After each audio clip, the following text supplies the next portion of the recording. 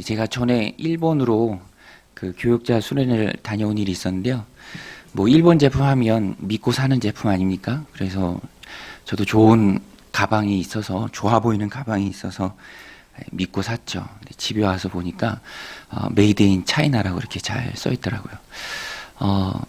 세상에서 진짜가 있고요. 또 진짜 같아 보이는 가짜들이 있다라는 것입니다. 그래서 우리는 세상을 살 때 특별히 하나님께 구해야 하는 것은 분별의 지혜입니다. 분별의 지혜. 우리가 함부로 누군가를 막 따라가고 그럴 수 없잖아요.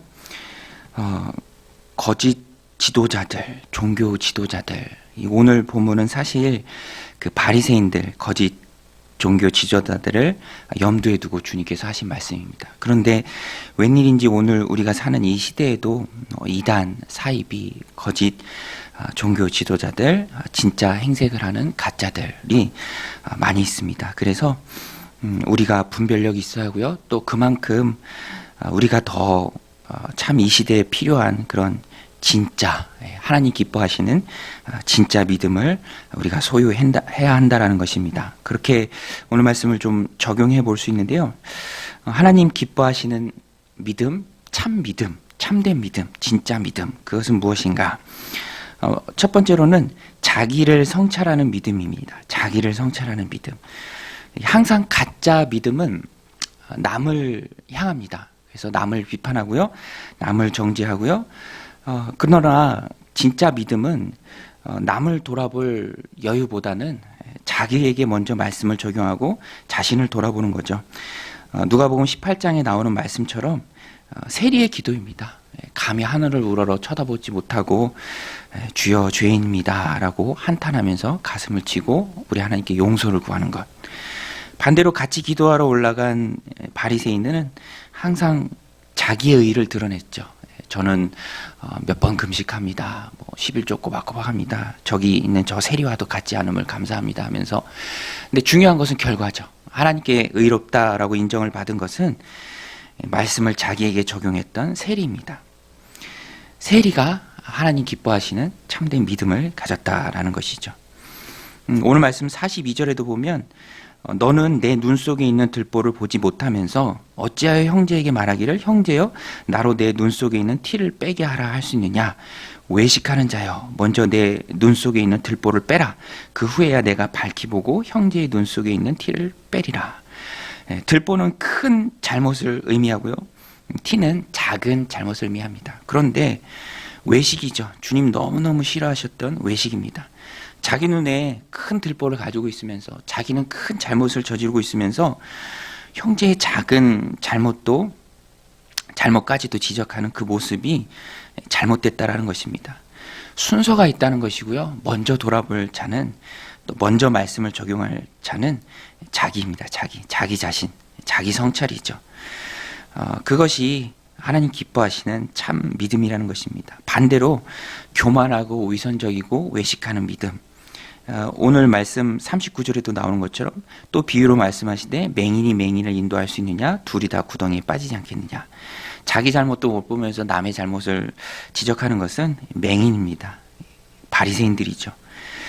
먼저 우리가 하나님 기뻐하시는 믿음을 소유하고자 한다면 먼저 말씀을 나 자신에게 적용해야 한다는 것입니다. 그 후에 밝히 볼 수 있다는 것이죠. 바로 인도할 수 있고요, 또 누군가에게 도움이 될 수 있다는 것입니다.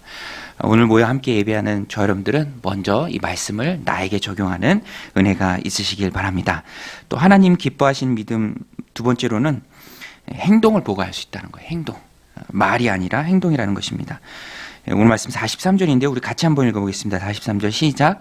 못된 열매 맺는 좋은 나무가 없고 또 좋은 열매 맺는 못된 나무가 없느니라. 이 예수님 말씀이에요. 진실입니다. 진리죠. 열매를 보고 그 나무의 성격을 판단할 수 있다는 것입니다. 못된 열매 맺는 좋은 나무가 없고요, 좋은 열매 맺는 못된 나무가 없다라는 것입니다. 행동이죠. 그 사람의 말이 아니라 그 사람의 열매, 즉 행동을 보면 그 사람이 진짜인지 가짜인지 분간할 수 있다라는 것입니다. 이단, 사이비, 흔히 말하는 교주들, 교주는 그 교회 주인이에요. 주인이니까 말은 유창합니다. 그러나 실상은 자기 입속만 챙기죠. 따르는 사람들을 생각하지 않습니다. 그 열매를 보라는 것이죠. 그래서 우리는 그 열매를 보고 행동을 보고 분별할 수 있어야 합니다. 동시에 오늘 말씀 우리에게도 적용할 수 있죠. 나에게 내 열매는 어떠한가? 나는 지금 어떤 열매를 맺고 있는가? 하나님과의 좋은 관계 속에서 좋은 나무라면 당연히 좋은 관계를 맺을 수 있고요. 또 사람들 보기에도 좋은 열매를 맺을 수 있다는 것입니다. 두렵고 떨리는 마음으로 오늘 말씀을 우리에게도 적용할 수 있습니다. 내 믿음을 저울에 달아볼 수 있죠. 내가 하는 말이 아니라 내 삶의 행동을 보면서 내 믿음이 얼마만큼 성장하고 있는가, 말씀대로 살려는 몸부림이 있는가, 또 말씀대로 살려는 끊임없는 노력이 있는가, 그러면 좋은 나무입니다. 하나님 기뻐하시는 귀한 믿음이죠. 야고보서 말씀처럼 믿음은 살아있어야 하는 것이죠. 행함이 없는 믿음은 안타깝지만 죽은 것입니다. 그 믿음은 어디서도 내가 찾을 수 있는 것이 아니죠. 예수님께서도 사람들에게서 의아했던 게 이거예요. 야, 너희들이 입으로는 나를 주여 주여 하는데 그럼 내가 너희들의 주인인데 너희들은 왜 내 말을 따르지 않느냐. 오늘 말씀 46절에 보면 너희는 나를 불러 주여 주여 하면서도 어찌하여 내가 말하는 것을 행하지 아니하느냐. 주님께서도 주여 주여 부르는 우리들 입술의 고백도 보시지만 주여 주여 부르는 입술의 고백이 있는 우리의 삶도 동일하게 보신다라는 것입니다. 믿음의 행동은 힘든 게 아닙니다. 왜냐하면 주님 말씀하셨던 것처럼 내가 주님을 주님으로 부르고 주님이 뜻하신 것처럼 내 믿음의 행동으로 주님이 이끄신 길을 따라갈 때 그 믿음의 행동이 나에게 있을 때 결국에는 그 믿음의 행동이 나를 지켜주죠. 예수님께서도 말씀하셨죠. 48절에 집을 짓되 깊이 파고 주추를 반석 위에 놓은 사람과 같으니 큰 물이 나서 탕류가 그 집에 부딪히되 잘 지었기 때문에 능히 요동하지 못하게 하였거니와. 예. 우리의 믿음이 행함을 동반한다면 평상시에는 모르지만 삶을 살면서 위기가 찾아올 때 행동을 동반한 그 믿음이 튼튼한 기초가 되어서 내 인생과 같은 그 집을 무너지지 않도록 지켜준다라는 것입니다.